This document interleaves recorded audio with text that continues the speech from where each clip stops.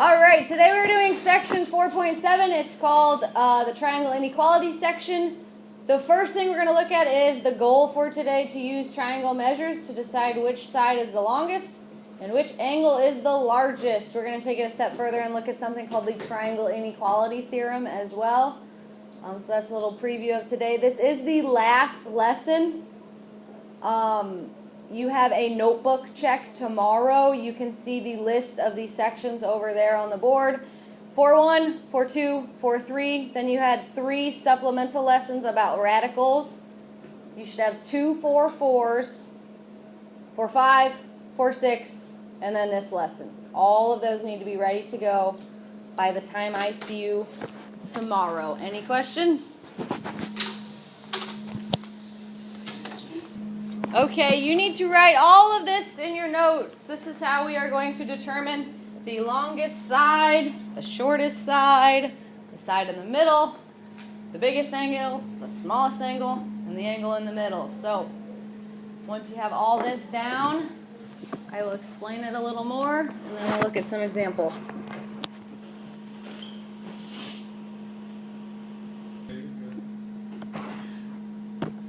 So, the largest angle is always opposite the longest side. So you can see in this picture, if I tell you that this is the largest side, you just go across the triangle. That'll be the largest angle. It also works in reverse. If I give you all the angle measures and you find the biggest one, the longest side is always going to be opposite the largest angle. And then it just goes in order from there. If you can find the angle in the middle, across the triangle will be the medium-sized side, or if I give you the side in the middle, across the triangle will be the angle that's in the middle of the other two, and then smallest as well. So if I give you the smallest angle, you can go across the triangle to find the shortest side, or if I give you the shortest side, you can go across to find the smallest angle. So what we're going to do today, we're going to look at triangles, and I'm going to say just name the sides from smallest to biggest, or name the angles from smallest to biggest, and we're just going to put them in order. Any questions? So, first we want to find the smallest angle on number 1. The smallest angle is always across from the shortest side. So what's the shortest side measurement? 9. What's across from the 9? F. So the smallest angle here would be angle F. Alright, then we're down to these two sides. Which one's the smaller one? 23. What angle's across from the 23? 28. Angle D. Good, and then that leaves us with our largest side being the 28, and across from the 28 we have angle E. Very good. Sometimes we have to use 3 letters when we're naming angles. On all of the triangles today, you should be able to do it with just 1 letter. So just name the letter just right across from the side. If you're saying E, you don't have to say like D, E, F. You can just stick with E. Questions on that? All right, let's look at number 2. So which side is the shortest?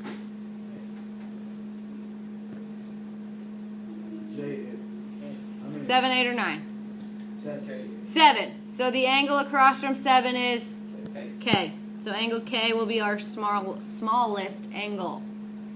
Which angle would come next? J, because it's across from the 8. And then finally, angle L, because it's across from the 9.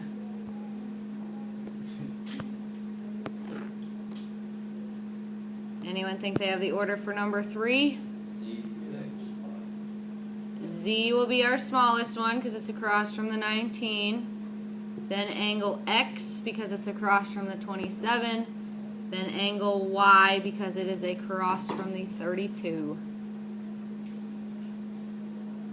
Raise your hand if you have a question on 1, 2, or 3.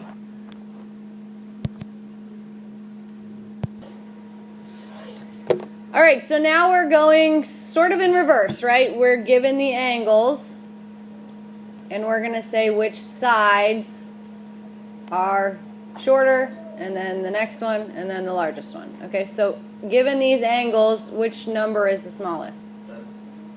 Yeah, this one, right? Angle F. So across from angle F, what side do we have? Remember, to name the sides, you need 2 letters.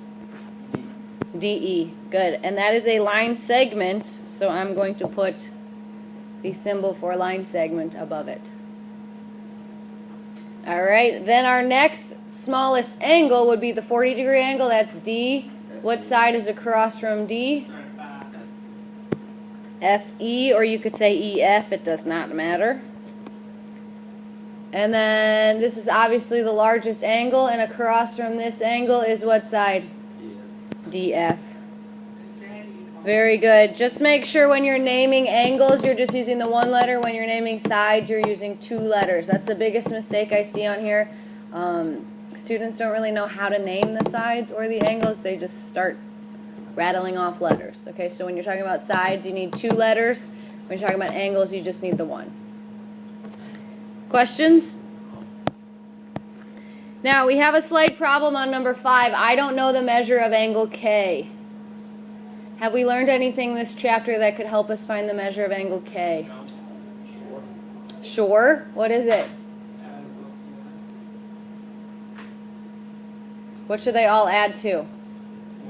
180. So take 180 in your calculator minus 60 minus 62. That'll tell you how much you need to go right here. 58. Good. So if you're missing an angle, find it and then put them in order. So K is obviously the smallest one.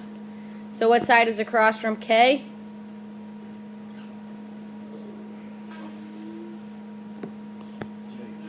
J.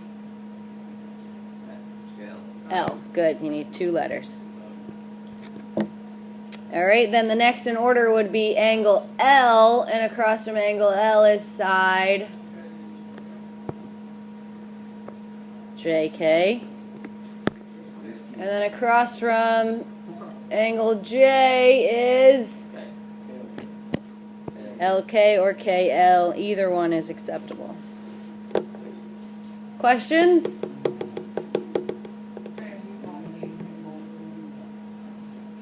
Alright, number 6, same sort of setup. We are missing an angle. So what do I need to start with? What? 180 minus 80 minus 38, which is 62, I think, right? 61 or 62. 61 or 62. Honestly, 61 or 62 would give us the same end result in this one because they're both between these numbers. But I think it's 62. Alright, what's across from the smallest angle? You need 2 letters.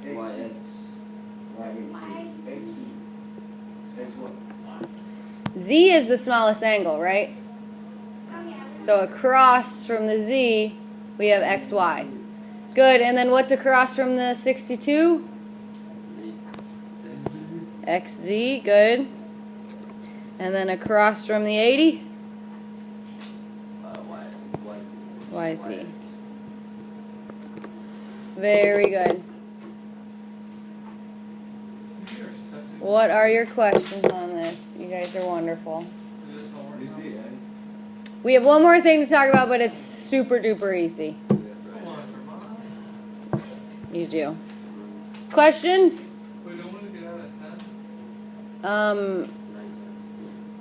Yeah, we get out a little early. So we need to keep moving. Here we go. That was a good lead-in to my next slide. All right. This is the last thing we're talking about today. This is the triangle inequality theorem. You need to write this. This says the sum of any 2 sides has to be greater than the third side in order to form a triangle.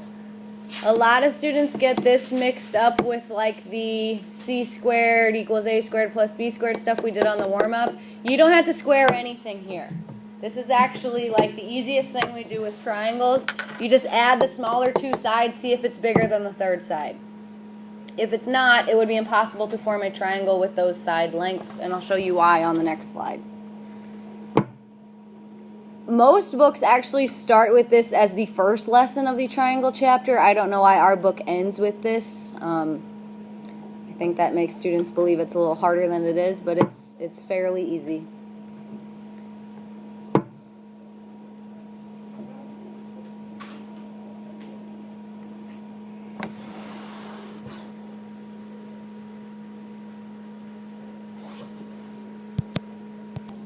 You do not need to write these in your notebook, but this is just a little bit more of an explanation on why this theorem is true. So let's say you had these three side lengths. I gave you pieces of straw, and I said make a triangle out of a piece that's 3 inches, 5 inches, and 9 inches.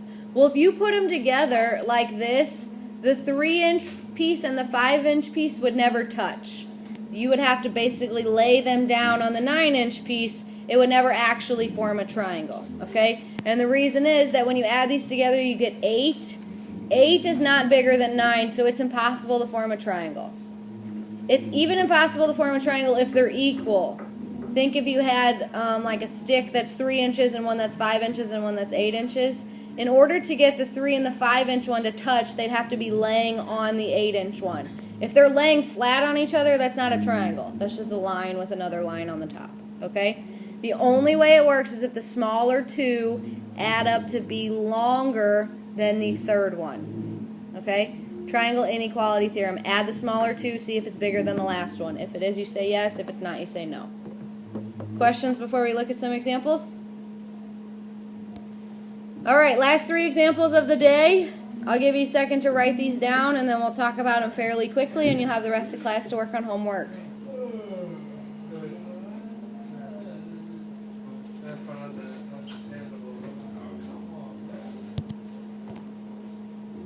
Alright, so number 7, I want to add the smaller 2, see if it's larger than the third one.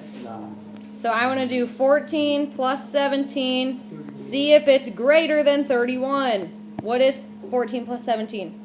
31. So is 31 greater than 31? No. No. So if you had segments of these lengths and you tried to make a triangle, it would be impossible. Next one. Alright, the next one, same thing. We want the smaller 2 to add up to be longer than that third one. That's 11 greater than 15. Is that true? No. So again, if you tried to make a triangle, you'd have something that looked like this, and they just wouldn't be touching. It's impossible. Alright, the last one, 9 plus 17 is greater than 23. What is 9 plus 17? 6. Alright, is 26 greater than 23? Yes, so this one would form a triangle.